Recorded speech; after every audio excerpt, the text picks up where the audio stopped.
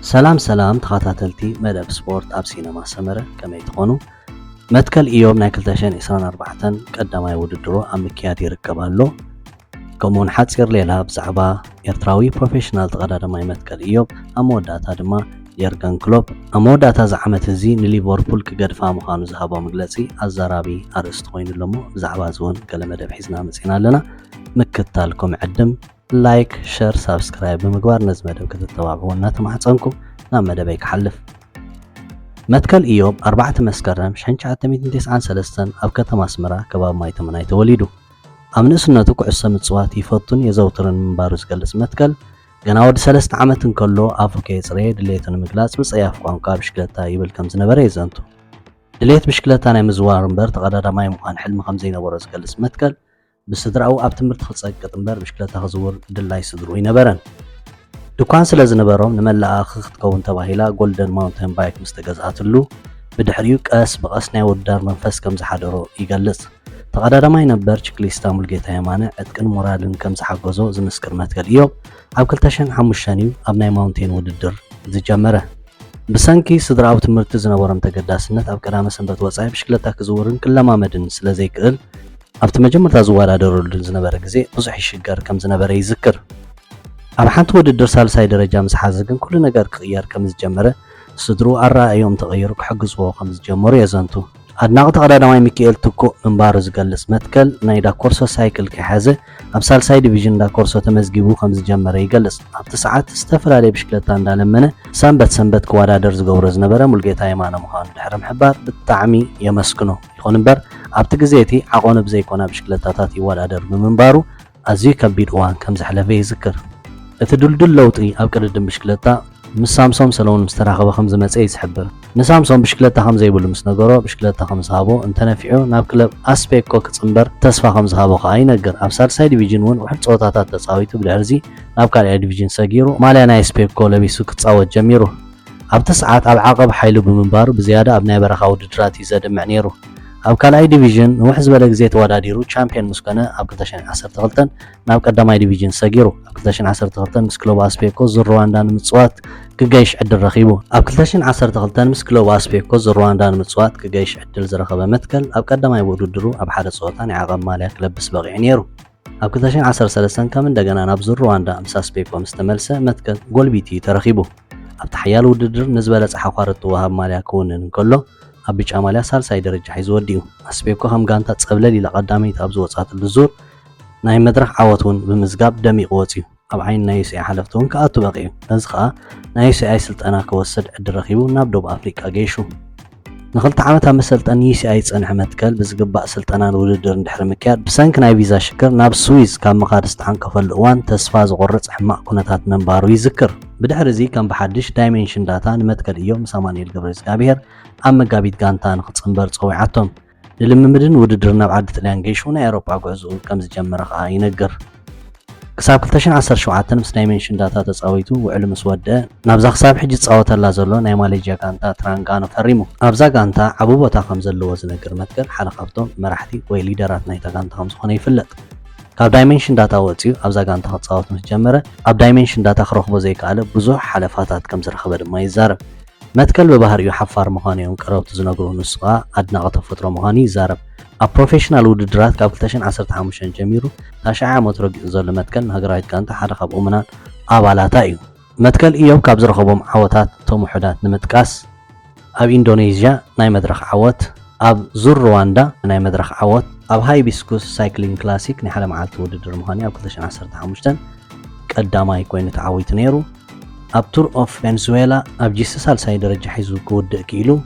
اب تور تايلاند كومو اب جيسي رابعي درجة كحز بقي نيرو أمني أفريقيا كونتيننتال شامبيون أب 2012 شابعي درجة كحزن كله أب 2010 منتن لما كلاي درجة كحز بقي نيرو أب زور رواندا كلاي درجة حيزود كيلو نيرو أبناي جيس مالتيو كومون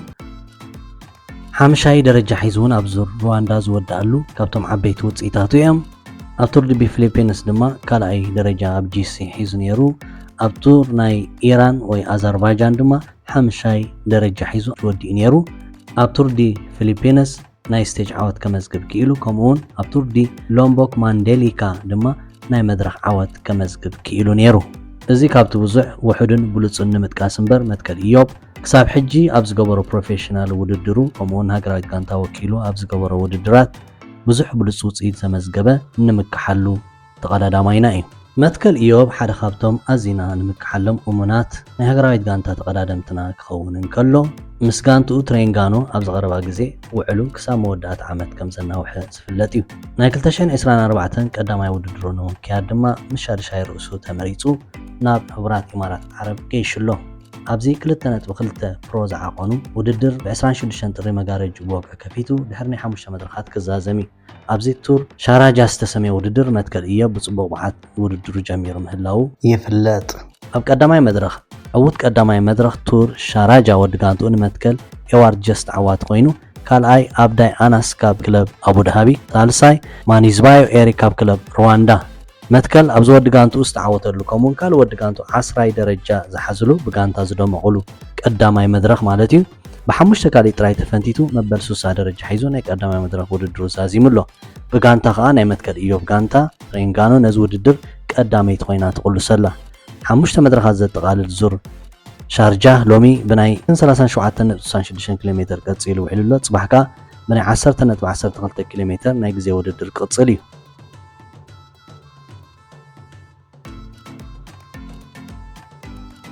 መትከል ኢዮብ ምዛን ልዕሊ 6 ዓመታት ዝተፃወተላ ጋንታ ኮይኑ እናተፃወተ እንከሎ መርሃዊ ቅዱስ እውን ናብታ ጋንታ መፅኡ ምህላው ኣዝዩ ፅቡቕ ዜና እዩ ንመትከልን ከምኡውን ንመርሃውን። ስለዚ ሓቢሮም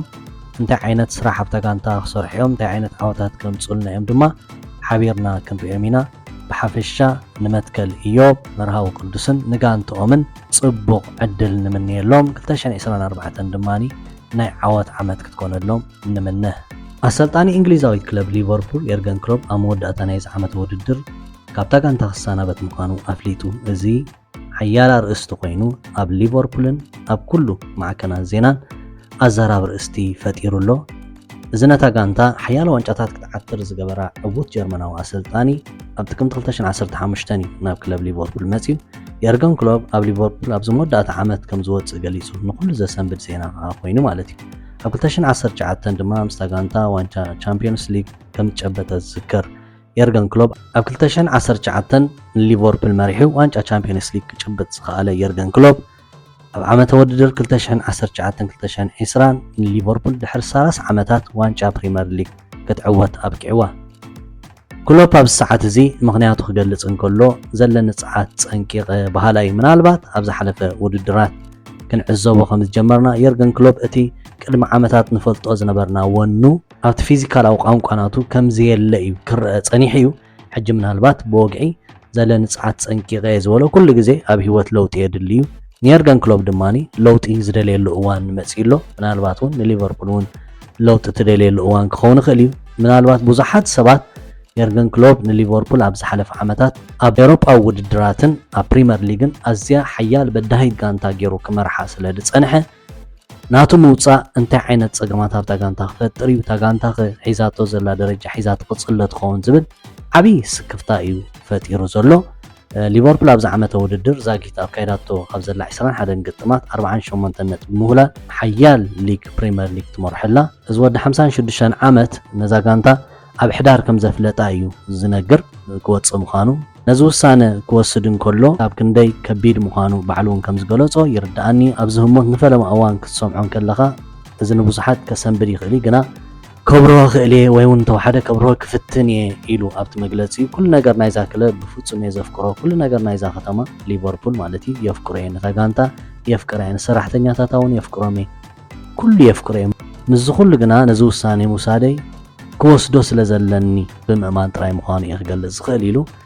ብኸመይ እሞ ክገልጽ እየ ዘለኒ ፀዓት ፀንቂቐ ኢሉ መወዳእታ ኣብዚ እዋን እዚ ፀገም ከም ዘይብለ ይርዲ ኣብ ሓደ ህሞት ከፍልጥ ከም ዘለኒ ነዊሕ እዋን እፈልጥ ነይረ እየ ነቲ ስራሕ ደጊመ ደጋጊመ ክሰርሖ ከም ዘይክእል እፈልጥ እየ ድሕሪ ኩሉ ብሓንሳብ ዝነበርናዮ ዓመታት ድሕሪ ኩሉ ብሓባር ዝሕለፍናዮ ዓመታት ድሕሪ ኩሉ ዘሕለፍናዮ ነገራት ክብረተይ ንዓኹም ዓብዩ ፍቕረይ ንዓኹም ዓብዩ ስለዚ ነቲ ሓቂ ክገልጸልኩም ይግባኣኒ ሓቂ ምዃኑ ኢሉ እቲ ጀርመናዊ ናብታ ክለብ ካብ ዝመፅእ እንድሓር ሊቨርፑል ኩሉ ክትሳተፎ ትኽእል ውድድራት ተሳቲፋ ዋናጭ እውን ሓፊሳ እያ። ኣብ 2019 ሊቨርፑል እንግሊዛዊት ክለብ ቶተንሃም ብምስዓር ኣብ ማድሪድ ዝተጎናፀፈቶ መበል ሻድሻይ ዋንጫ ቻምፒየንስ ሊግ ኤሮፓ ሓደ ካብቲ ዓበይቲ ዓወታት ናይ ሊቨርፑልን ናይ የርገን ክሎብን ኮይኑ ክዝከር እዩ ብድሕሪኡ እውን ዩኤፋ ሱፐር ካፕን ከምኡውን ዋንጫ ዓለም ዓወታት ክለባት ፊፋን ጨቢጣ እያ ብየርገን ክሎብ ተመሪሓ ማለት እዩ እቲ ዝዓበየ ግና ድሕሪ 30 ዓመታት ዝጨበጠቶ ናይ ፕሪምየር ሊግ ዓወት እዩ እዚ ድማ ክሳብ ክንደይ ከቢድ ምዃኑ ኣብ ብዙሓት ጋንታታት ንሪኦ ኣለና ኣርሰናል ድሕሪ 2003-2004 ነታ ዋንጫ ደጊማ ክትወስድ ትኸደደላ ጉዕዞ ንሪኦ ኣለና ዩናይትድ እውን ነዊሕ ዓመታት ካብ ዋንጫ ርሒቓ ኣላ ስለዚ ኣብቲ ሊግ ብፍላይ ድማ ምስ ናይ ማን ሲቲ ዓቕሚ ኣብዚ እዋን እዚ ተዳሪካ ነታ ዋንጫ ምዕታር ቀሊል ኣይኮነን ዘሎ ስለዚ የርገን ክሎብ ድማ ኣብ ከምዚ ዓይነት ደረጃ ንሊቨርፑል ድሕሪ ዝኩሉ ዓመታት ነታ ዋንጫ ናብ ኣንፊልድ ከምፅኣ ምኽኣሉ ኣብ ልቢ ደገፍቲ ሊቨርፑል ዘይሃስስ ዝኽርን ክብርን ዘለዎ ኣሰልጣኒ ኮይኑ ክዝከር እዩ ኣብ ሊቨርፑል ጥራይ ዘይኮነ ብዓብዪ ኣብ ፕሪምየር ሊጉን ዓብዪ ዝናን ስምን ተዘክሮን ዘለዎ ዓብ ኣሰልጣኒ ኮይኑ ከም ዝዝከር ፍሉጥ እዩ ምክንያቱ ድሕሪ ኣሌክስ ፈርጉሰን ኣርሰን ቬንገር ሞሪኒዮ ጓርዲዮላ እናበልና ካብቶም ዓበይቲ ተዘከርቲ ኣሰልጠንቲ ዝበሃሉ ኣብ ፕሪምየር ሊግ እንተደኣ ዘኪርና የርገን ክሎብ ካብቶም ቀዳሞት 5 ወይ 6 ከይኮነ ኣይ ከተረፍኒ ማለት እዩ ብሓፈሽኡ ግና ሊቨርፑል ኣብ ዝሓለፈ ዓመት ዳርጋ ክስተሓደሰት ጋንታ ክንብላ ንኽእል ኢና ሕጂ እውን ብዙሓት ሓደሽቲ ተፃወቲ ኣብ መስመር ምጥቃዕን ምክፍፋልን ኣዝዮም መንእሰያትን ሓደሽትን ተፃወቲ ብምምፃእ ነታ ጋንታ يحدثوا እዩ ዘሎ ምናልባት ፍሉይ ነገር ክኸውን ይኽእል ኢለ ሓስቡ ኣነ ብዙሓት ኣሰልጠንቲ ንሪኦም ኢና እቲ ዘመኖም ኣብ ዘብቃሉ ግዜ ሸለልትነት ከርእዩ ወይ ድማ ኣብ ጣይት ጋንታ ኣብ ምስራሕ ክደኽሙ ይረኣዩ እሞ ከምኡ ውፅኢቱ ድማ እታ ጋንታ ድሕሪቶም ኣሰልጠንቲ ወይ ተን ጋንታታት ድሕሪቶም ኣሰልጠንቲ ኣዝየን ክህስያ ናብቲ ብቕዓትን ውፅኢትን ክመፃ ድማ ነዊሕ ግዜ ክወስደለን ንርኢ ኢና የርገን ክሎብ ግን ዘይ ከም ካልኦት ኣብቲ ናይ መወዳእታ ግዚኡ ብሓቂ ሊቨርፑል የሐዲስዋ እዩ ዝኸይድ ዘሎ ምናልባት ድሕሪኡ ኣብ መስመር ምክልኻል ገለ ለውጥታት ክትገብር እንተኽኢላ ሕጂ እውን ኣዝያ ሓያል ጋንታ